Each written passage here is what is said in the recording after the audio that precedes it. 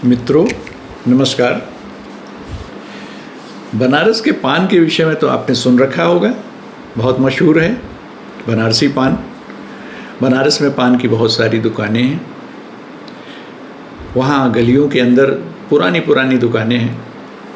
वहाँ मैं देखता था अक्सर कि हर दुकान में 1 या 2 शीशे दर्पण, बड़े बड़े दर्पण 3 फीट 4 फीट के लगे रहते थे और उसमें लोग जाकर के खुद को निहारते थे, पान का ऑर्डर करते थे, पान खाते थे, फिर अपने लाल होते हुए ओंठों को देखते थे, खुश होते थे, चंद बातें करते थे और फिर लौट आते थे। एक अलग ही माहौल होता है पान की दुकान का।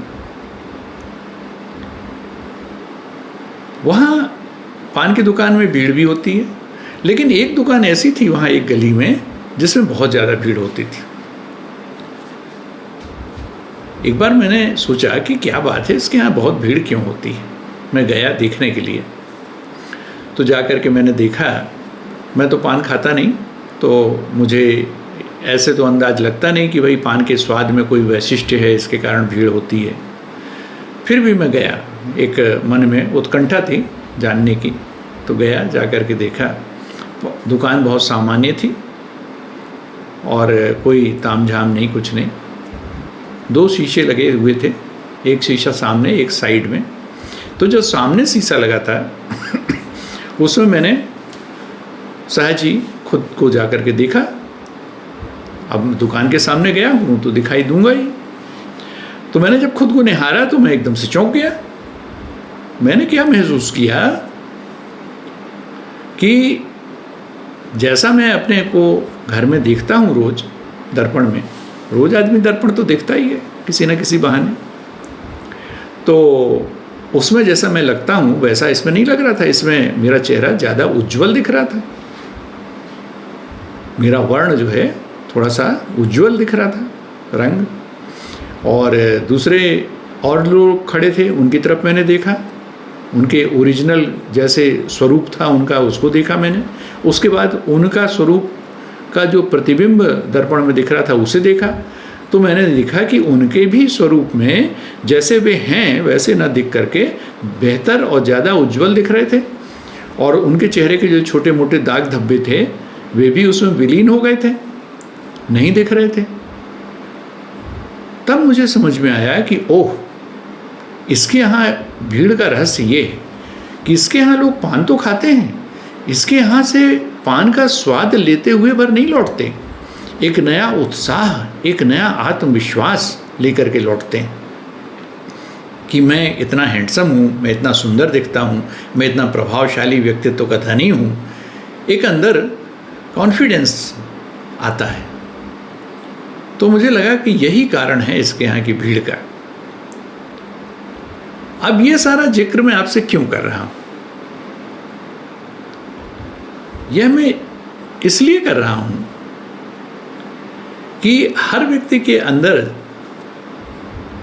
हम वेदांत के या दर्शन के साक्षी चैतन्य की बात अभी नहीं करेंगे, उतनी गहराई में हम नहीं जा रहे, हम सिर्फ सामान्य स्तर पर बात करेंगे।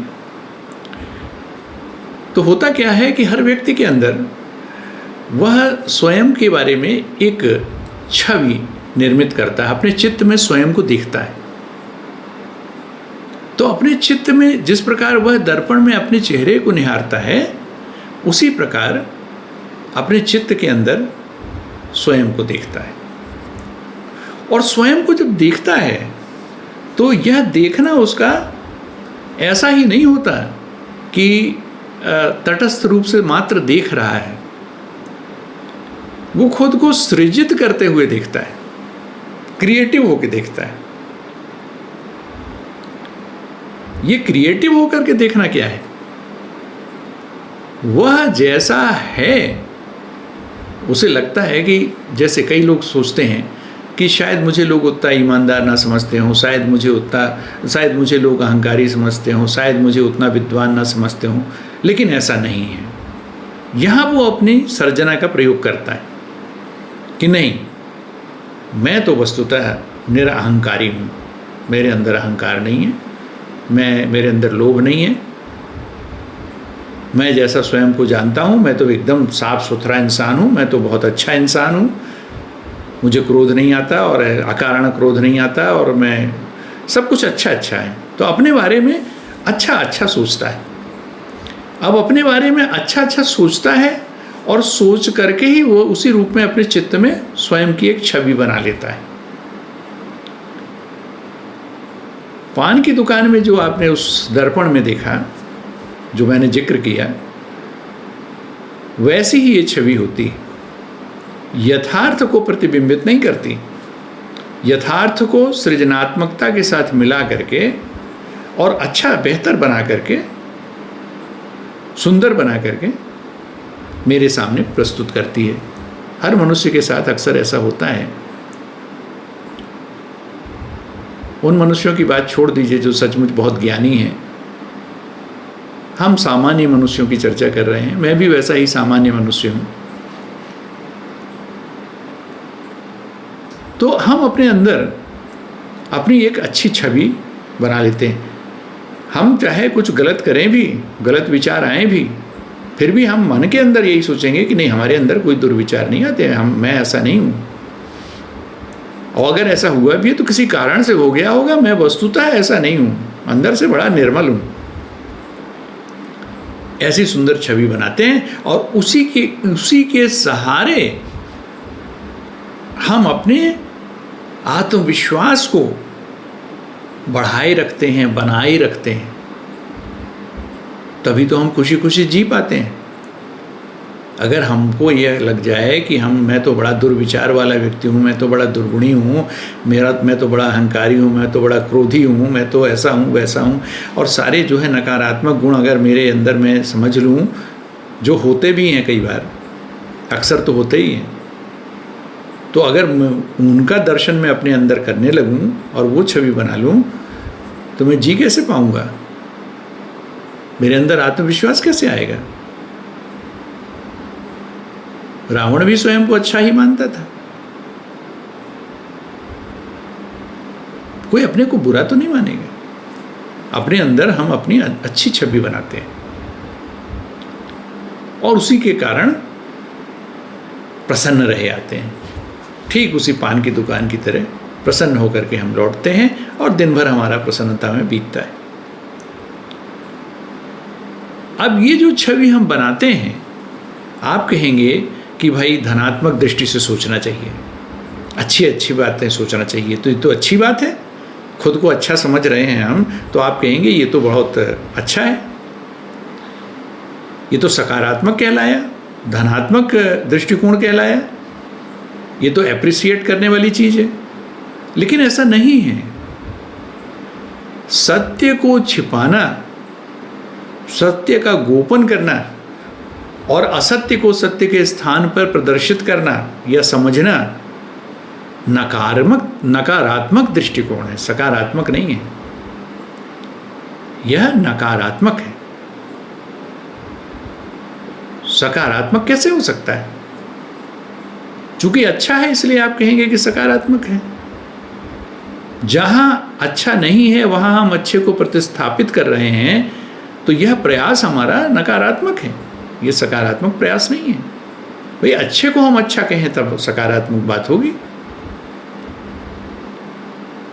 मैं ये तो नहीं कह रहा कि अपने बारे में आप हीनता का दृष्टिकोण कायम कर लें और स्वयं को दीनहीन मलिन मान लें, जैसे कि आप नहीं हैं। मैं ऐसा नहीं कह रहा।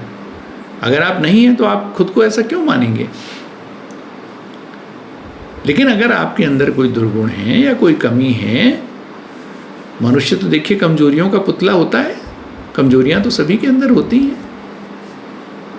तो अगर ऐसा कुछ है, आपके मन में भी कोई दुर्विचार आते हैं, आपको भी कुछ ऐसा होता है, आप भी कभी क्रोध में आते हैं, आप भी लोभ मोह इत्यादि से ग्रस्त होते हैं, तो उसे सही सही हम देखें,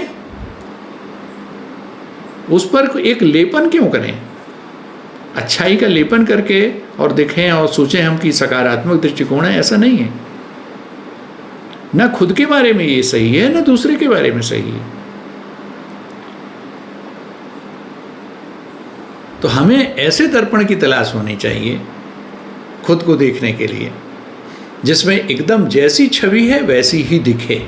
हमारा चित्त जो है इतना निर्मल हो कि उसमें हम जैसे हैं वैसे ही प्रतिबिंबित हों, न कम न ज़्यादा। अच्छे हैं तो अच्छे, बुरे हैं तो बुरे, जैसे हैं वैसे ही प्रतिबिंबित हों। अगर हम बुरे को बुरा समझेंगे तभी तो सुधार की संभावना है। अब बुरे को भी अगर हमने अच्छा समझ लिया तो सुधार तो होना ही नहीं है, वो तो संभव ही नहीं है फिर, क्योंकि हमने उसे अच्छा मान लिया। इसी प्रकार जो अन्य व्यक्ति हैं बाहरी, उनको देखने के लिए हमें दर्पण की ज़रूरत नहीं है, उन्हें देखने के लिए हमें ऐसे लेंस की ज़रूरत है। आपका नज़रिया, आपका दृष्टिकोण इतना साफ सुथरा हो जिसमें पूर्वाग्रह, आपके जो पूर्वाग्रह हैं वे लेस मात्र भी न प्रयुक्त हुए हों। आप पूर्वाग्रह मुक्त हो करके स्वच्छ नज़र से उन्हें ऐसे लेंस से देखें जिसमें आर पार जैसा है पारदर्शी वैसा ही दिखाई दे। तो इससे होगा क्या कि जो सामने वाला व्यक्ति है उसके विषय में भी आप जैसा वह है वैसा ही समझेंगे। कई बार हम सामने वाले के विषय में तरह तरह की राय बना लेते हैं, अच्छी राय या बुरी राय। अच्छी बनाते हैं उसमें भी कई बार होता है कि हम बुरी का गोपन कर देते हैं, कई बार हम बुरी राय बना लेते हैं जैसा कि वह होता नहीं है। जैसा है वैसा ही देखें, इसके लिए ज़रूरी है कि हमारा जो लेंस है वह पारदर्शी हो, उसमें पूर्वाग्रह न जुड़े हों, उसमें हमारा कोई अलग से बनाया हुआ नज़रिया ना हो, हमारी मानसिकता उसमें कार्य ना कर रही हो। उसमें हमें सृजनात्मकता की ज़रूरत नहीं है, ना हम सृजनात्मकता का प्रयोग खुद के छवि के निर्माण के लिए करें, ना ही सृजनात्मकता का प्रयोग हम बाहर के अन्य व्यक्ति की व्यक्तित्व दर्शन में करें। जब हम उसे देख रहे हैं या जब खुद को देख रहे हैं तो दोनों ही स्थितियों में हमें सृजनात्मकता की ज़रूरत नहीं है, तटस्थता की ज़रूरत है। तटस्थ भाव से पारदर्शिता के साथ हम देख सकें, तभी हम सत्य का प्रकाशन कर पाएंगे, चाहे खुद के बारे में हो चाहे अन्य के बारे में। खुद के बारे में ज़्यादा ही सावधानी की ज़रूरत है, अन्य को तो छोड़ दीजिए, अन्य पे तो ठीक है हम अन्य को नहीं देखेंगे तो भी चल जाएगा। खुद का मामला ज़्यादा गंभीर है, क्योंकि खुद में सुधार की संभावना तभी होगी जब हम खुद को अच्छे से देख पाएंगे। अब मान लीजिए हमारे अंदर कोई अच्छाई भी है तो हम उसे देखें समझें, कोई गलत बात नहीं है। अच्छे को अच्छा समझना गलत नहीं है और बुरे को बुरा समझना भी गलत नहीं है। जो जैसा है उसे वैसा ही देखना, वैसा ही समझना, ये अनिवार्य है। और ख़ास करके खुद के लिए हमें वैसे पान की दुकान से बचना है जिसमें ऐसे शीशे लगे हों जो हमारे ओंठ रंगने के बाद और ओंठ रंगने के पहले हमारे चेहरे को बदल दें और हमारे अंदर ऐसा झूठा कॉन्फिडेंस पैदा कर दें जिससे हम दिन भर प्रसन्न रहे आएँ। वो प्रसन्नता कभी भी सही नहीं है, वो प्रसन्नता श्रेयस्कर नहीं है। इसलिए मैंने पान की दुकान की चर्चा की और ये छोटी सी बात आपसे करनी थी। तो अब इसमें सीधी बात है कि अब चित्त निर्मल कैसे हो, तो उसके विषय में हम अगले किसी वीडियो में बात करेंगे। और इसकी बहुत सी विधियां हैं, बहुत से प्रकार हैं। चित्त को किस प्रकार से निर्मल किया जाए कि उसमें हम अपनी छवि को साफ साफ देख सकें, तो साक्षी चैतन्य की भी चर्चा हम करेंगे किसी अन्य वीडियो में। अभी के लिए बस इतना ही। नमस्कार।